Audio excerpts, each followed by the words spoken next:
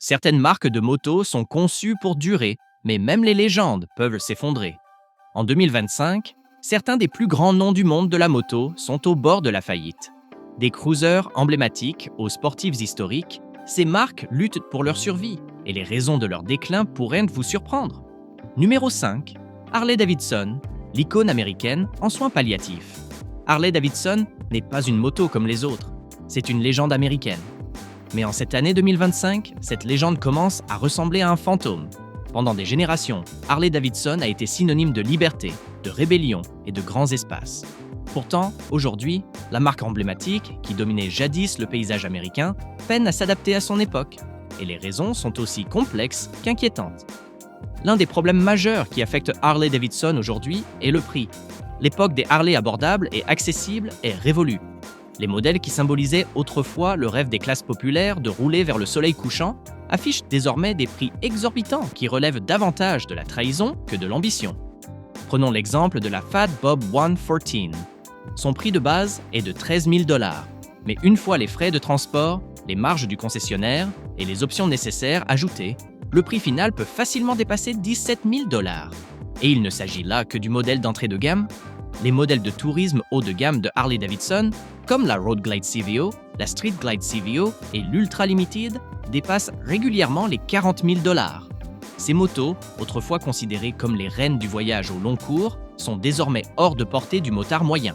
Le problème ne réside pas seulement dans le prix, il tient aussi au sentiment que Harley-Davidson a abandonné ceux-là même qui ont fait la légende de la marque.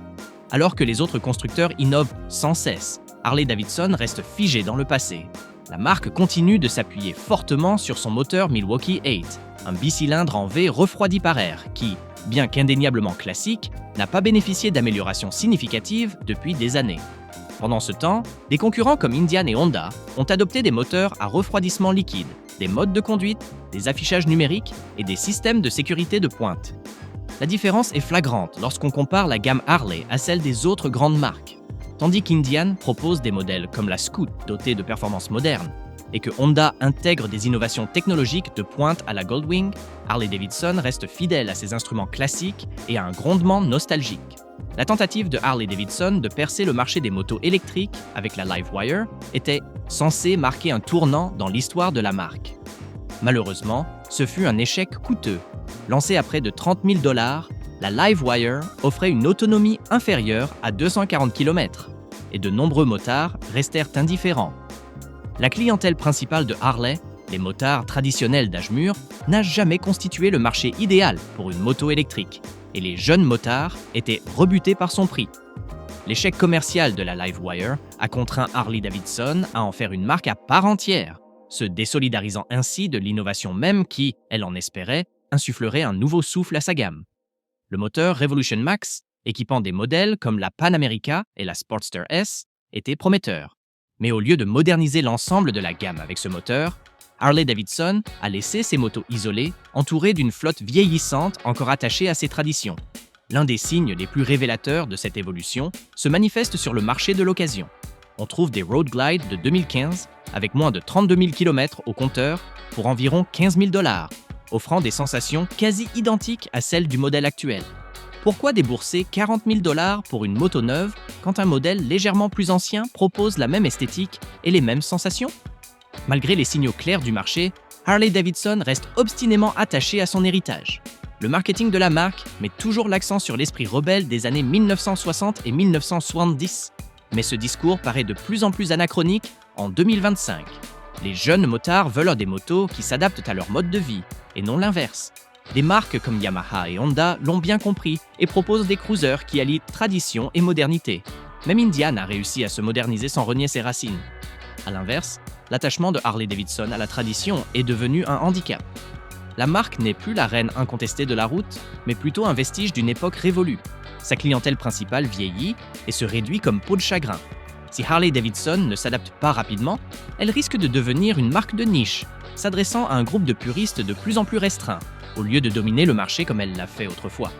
Il n'est pas trop tard pour Harley-Davidson de redresser la barre, mais cela exigera une volonté d'évoluer sans renoncer à ce qui fait la spécificité de la marque. Miser sur l'innovation, diversifier sa gamme et séduire un public plus large de motards sont des étapes cruciales. Les tentatives les plus récentes de la marque, comme la Pan America, montrent que Harley peut rompre avec la tradition sans perdre son identité. Les difficultés rencontrées par Harley-Davidson pour rester dans l'ère du temps sont sidérantes. Mais la marque suivante sur notre liste a pris un risque audacieux, qui s'est soldé par un échec retentissant. Nous avons analysé en profondeur les raisons pour lesquelles ces marques de motos légendaires sont au bord du gouffre et les véritables causes de leur déclin pourraient vous surprendre. Si vous appréciez ce type d'études approfondies, abonnez-vous pour ne rien manquer de nos analyses. Numéro 4. KTM, l'ambition qui a mal tourné. KTM est depuis longtemps synonyme de suprématie en tout terrain, de style agressif et de performance exceptionnelle. La marque a bâti sa réputation en proposant des motos capables de dominer les chemins de terre et d'affronter les terrains les plus difficiles avec une aisance déconcertante. Cependant, en 2025, le géant autrichien de la moto se retrouve confronté à une crise majeure. Ce qui était autrefois une marque reconnue pour son savoir-faire technique et son esprit de compétition lutte désormais pour sa survie. La chute de KTM n'est pas seulement une histoire de difficultés économiques, c'est aussi celle d'une ambition démesurée. Au début des années 2020, KTM ambitionnait de dominer le monde. L'entreprise visait à consolider sa présence sur les marchés établis tout en se développant rapidement sur les marchés émergents. Cette stratégie semblait prometteuse au départ. KTM augmenta sa production à plus de 1000 motos par jour, misant sur une demande croissante et une clientèle en pleine expansion. Malheureusement, cette croissance ne se concrétisa pas. L'entreprise se retrouva alors avec un surplus de motos invendues, et le rêve d'expansion mondiale se transforma rapidement en cauchemar. L'un des facteurs critiques à l'origine de la crise de KTM fut sa surestimation de la demande du marché. Afin de devancer ses concurrents tels que Yamaha, Honda et Kawasaki, KTM a inondé ses chaînes de production de nouveaux modèles. L'objectif était de proposer une large gamme de motos, allant des machines tout-terrain haute performance aux motos utilitaires d'entrée de gamme. Cependant, le marché n'était pas préparé à un tel afflux et les motos ont commencé à s'accumuler dans les entrepôts, invendues et perdant de la valeur. Pour ne rien arranger, la conjoncture économique s'est brutalement dégradée. L'inflation a explosé, les taux d'intérêt ont grimpé en flèche et la consommation a chuté. Les difficultés financières qui en ont découlé ont rendu la vente des stocks de KTM encore plus ardue. Les concessionnaires d'Europe et d'Amérique du Nord ont signalé des showrooms remplis de motos invendues. La marque, autrefois florissante, était désormais confrontée à la dure réalité de ventes stagnantes et d'une trésorerie en berne. Aux difficultés de KTM s'ajouta la perte de son partenariat stratégique avec Bajaj Auto. Bajaj avait joué un rôle déterminant dans les succès précédents de KTM, notamment en fabriquant des motos de petite cylindrée pour les marchés émergents comme l'Inde. Cependant, lorsque Bajaj vendit ses parts en 2021, KTM perdit l'accès à une production compétitive en Asie. Par conséquent, les coûts de production s'envolèrent et la marque peina à conserver son avantage concurrentiel. La rupture du partenariat avec Bajaj fut un coup dur, surtout à un moment où l'efficacité et la maîtrise des coûts étaient cruciales. Pour faire face à des difficultés financières croissantes, KTM a mis en œuvre une série de mesures drastiques. Les usines, autrefois florissantes, se sont retrouvées à l'arrêt, les chaînes de production étant stoppées. L'entreprise a gelé le développement de ses futurs modèles, mettant en suspens des projets prometteurs. Des vagues de licenciements ont déferlé sur l'organisation, touchant principalement les ingénieurs, les concepteurs et les spécialistes en logistique. Plus de 300 employés ont été congédiés, laissant les effectifs de KTM réduits à peau de chagrin et le moral au plus bas. La stratégie d'expansion ambitieuse de la marque s'est finalement retournée contre elle, la contraignant à réduire la voilure pour survivre. Même les concessionnaires, qui exposaient fièrement les derniers modèles KTM, se sont retrouvés en difficulté. Les showrooms étaient surchargés et même d'importantes réductions ne parvenaient pas à attirer les acheteurs. La réputation de haute performance de la marque, jadis incontestable, semblait désormais fragile, tandis que concessionnaires et clients se demandaient si KTM pourrait se remettre d'une telle erreur de jugement. Un autre problème majeur qui a affecté KTM résidait dans sa double stratégie, des modèles haut de gamme, performants sur les marchés établis, et des modèles plus abordables sur les marchés émergents. Cette approche a fonctionné lors de l'ascension fulgurante de l'entreprise, mais elle est devenue un handicap lorsque la conjoncture économique mondiale s'est dégradée. Les motos de petite cylindrée, dont les marges bénéficiaires étaient faibles, devaient être vendues en volume massif pour rester rentables. Lorsque l'intérêt des consommateurs affaiblit, KTM s'est retrouvé avec un stock important et une demande insuffisante pour l'écouler. L'arrêt de la production a particulièrement affecté l'Europe, où KTM avait récemment investi massivement dans la modernisation de ses capacités de production. Les motos restant invendues chez les concessionnaires, les entrepôts du continent étaient saturés.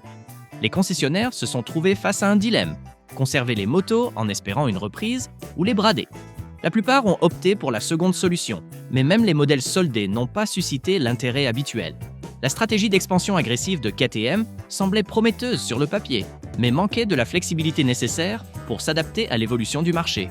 Au lieu de revoir sa stratégie à la baisse, dès les premiers signes de difficulté, l'entreprise a redoublé d'efforts, persuadée que sa réputation de marque suffirait à la sauver.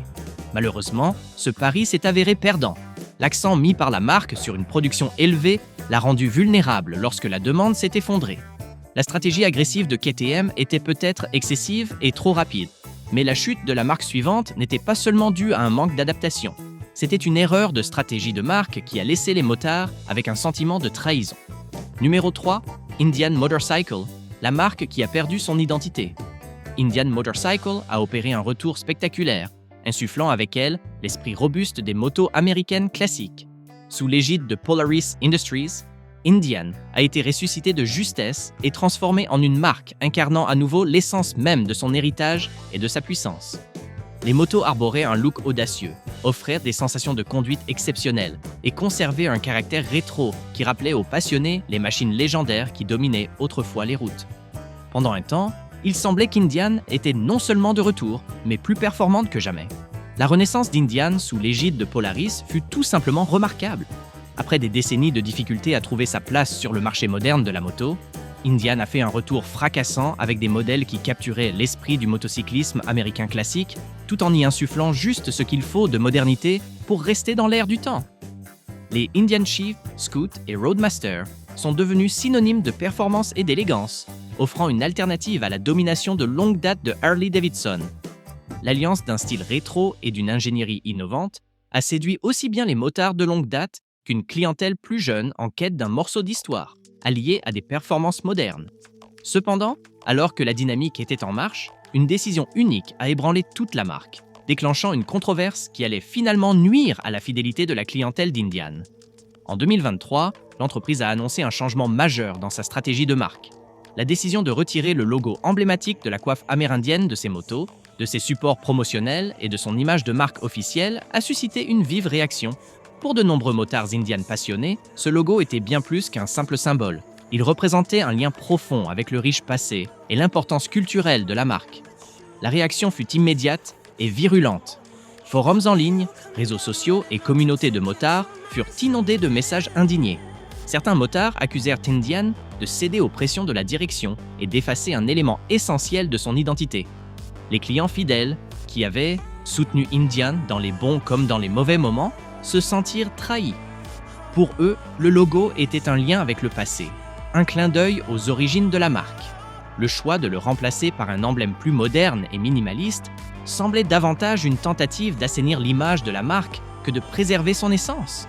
Bien que Polaris ait justifié sa décision par une volonté de s'adapter aux sensibilités modernes et à la culture contemporaine, le mal était fait. La clientèle fidèle a eu le sentiment que la marque se détournait de la culture même qui faisait sa singularité.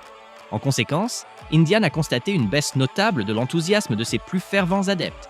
Le lien affectif entre les motards et la marque était rompu, et aucune communication institutionnelle n'a pu le réparer. Le contexte était d'autant plus problématique que le timing était malheureux. Alors qu'Indian commençait à séduire les jeunes motards, la polémique les a éloignés. Le design moderne et élégant des nouveaux modèles comme la Scoot Bobber et la FTR avait certes attiré une nouvelle clientèle, mais ces acheteurs potentiels étaient plus sensibles à l'image de marque et plus critiques envers les décisions de l'entreprise.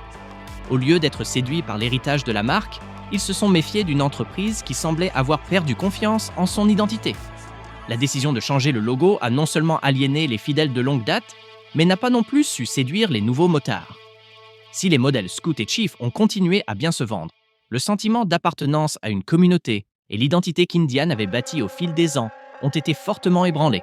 Ce mécontentement a mis les concessionnaires en difficulté pour maintenir le même niveau de fidélité. La fréquentation des showrooms a diminué, les concessionnaires constatant une baisse des demandes de renseignements et du trafic en magasin. Ce qui aggravait les difficultés d'Indian, c'est que la marque s'était efforcée de trouver un juste milieu entre préservation de son authenticité et ouverture à la modernité.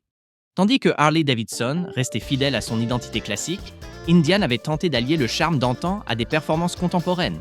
Cet équilibre avait d'abord bien fonctionné, mais le changement de logo a révélé un problème plus profond, une marque tiraillée entre le désir de respecter la tradition et la pression de la modernisation.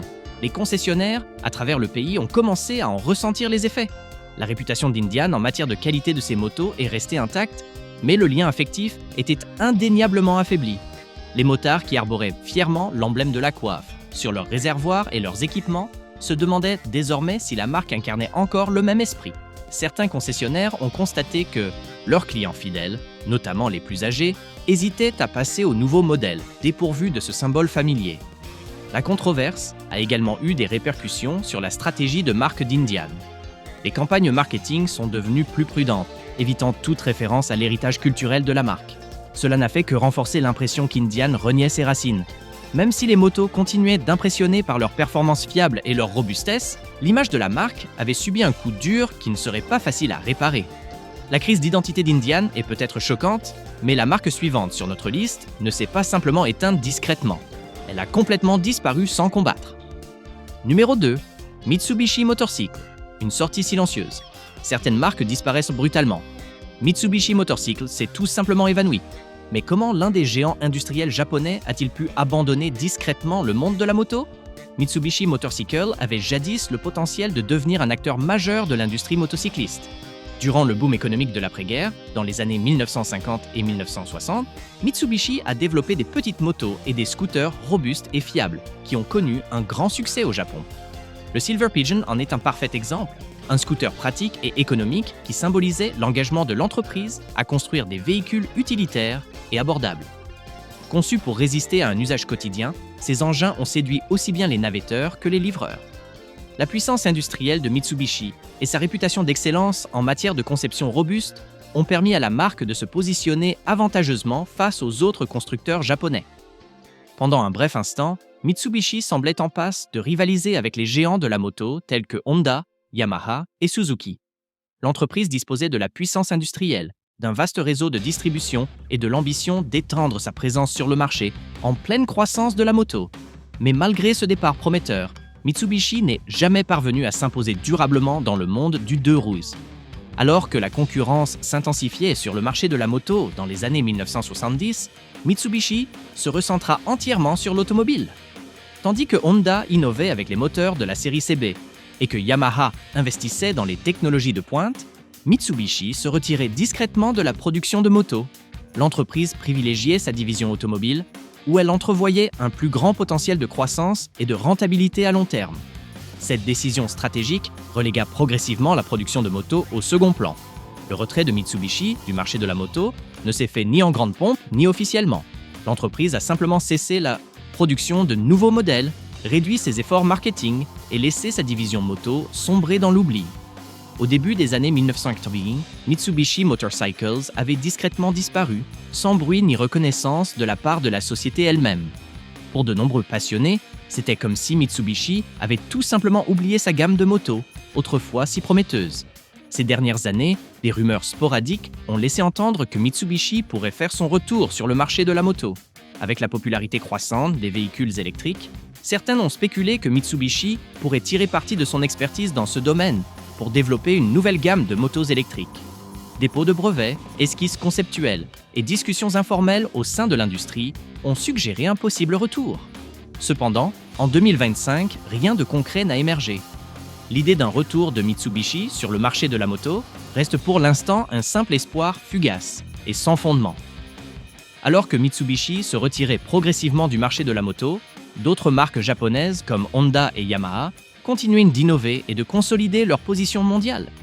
L'engagement de Honda à développer des motos polyvalentes et fiables lui a permis de rester à la pointe du secteur, tandis que l'investissement de Yamaha dans des modèles performants lui a assuré une place de choix auprès des passionnés.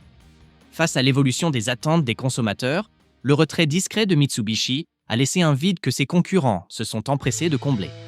L'héritage de Mitsubishi dans le domaine de la moto n'est plus aujourd'hui qu'un souvenir nostalgique. Les passionnés et collectionneurs de motos anciennes exposent parfois des scooters Silver Pigeon lors de salons de motos classiques, mais ces apparitions restent rares. L'ambition d'antan de la marque de devenir un géant du deux roues n'est plus qu'un lointain souvenir.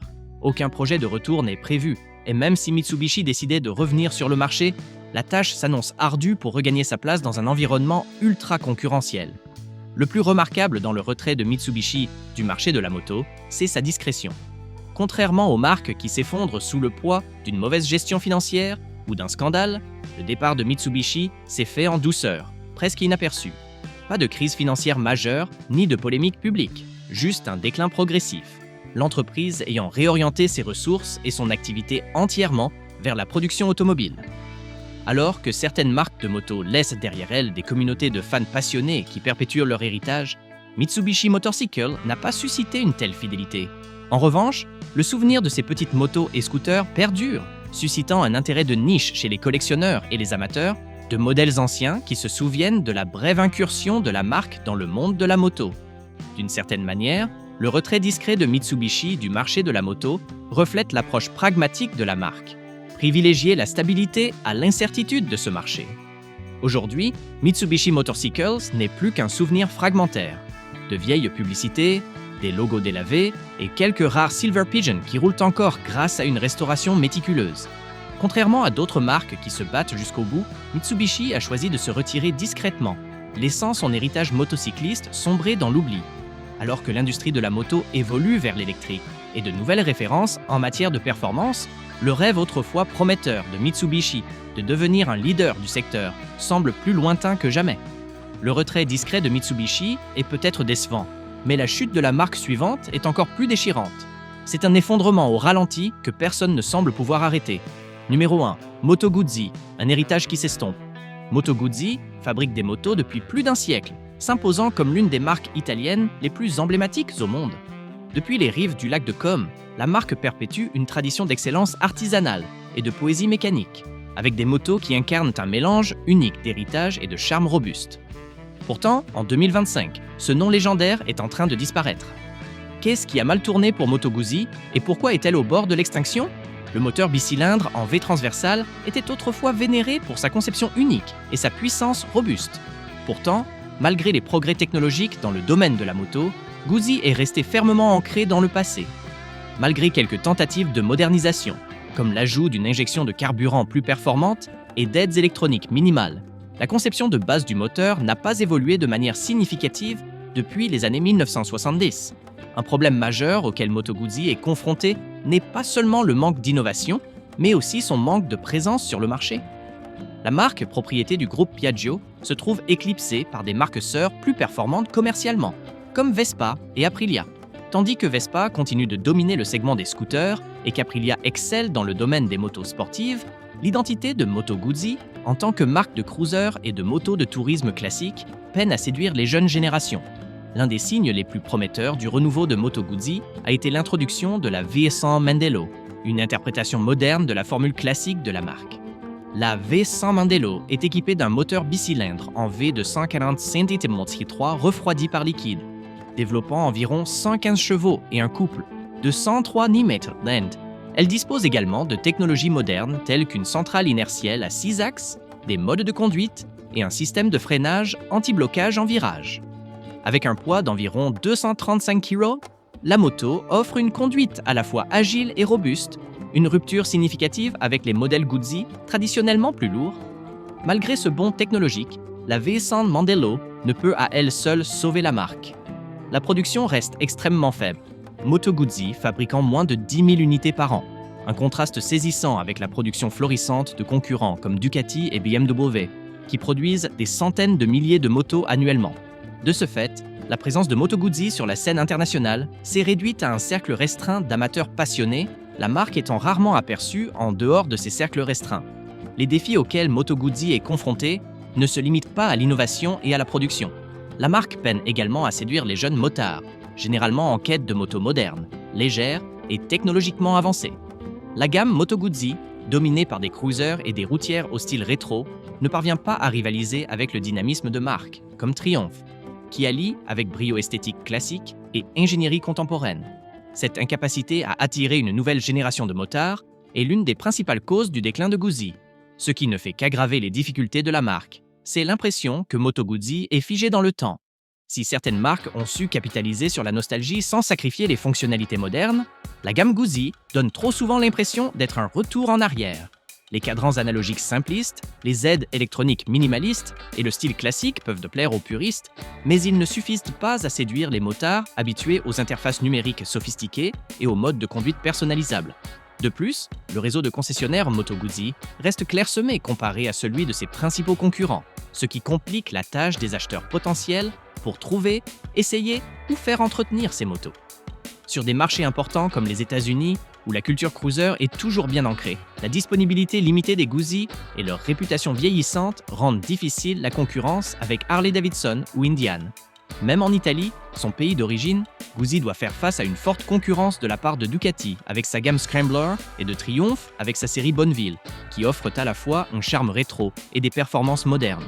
Malgré son riche héritage et la passion de ses propriétaires dévoués, la trajectoire actuelle de Moto Guzzi n'inspire guère confiance. Son attrait principal, une ingénierie intemporelle et une robustesse à toute épreuve, est de plus en plus perçue comme une incapacité à se moderniser. Si Moto Guzzi continue de produire des motos uniques et de caractère, elles sont souvent considérées comme des produits de niche plutôt que comme des concurrentes de premier plan. Sur le plan financier, la situation n'est pas moins préoccupante. Appartenant au groupe Piaggio, Moto Guzzi a rencontré des difficultés pour obtenir les investissements nécessaires à une modernisation complète. Tandis que Piaggio a investi massivement dans la revitalisation de Vespa et le développement de modèles Aprilia performants, Guzzi s'est retrouvé avec des budgets limités, ce qui a entraîné des cycles de vie des produits longs et des mises à jour minimales. Ce manque de vision stratégique n'a fait qu'aggraver les difficultés de la marque. Alors que Moto Guzzi peine à rester pertinente, une chose est claire. La nostalgie seule ne suffit pas à survivre sur le marché concurrentiel de la moto d'aujourd'hui. Merci d'avoir regardé. Pensez-vous que ces marques peuvent redresser la barre ou sont-elles vouées à disparaître? Dites-nous ce que vous en pensez dans les commentaires ci-dessous. Et si cette analyse vous a été utile, n'oubliez pas de vous abonner pour découvrir d'autres analyses approfondies du monde de la moto.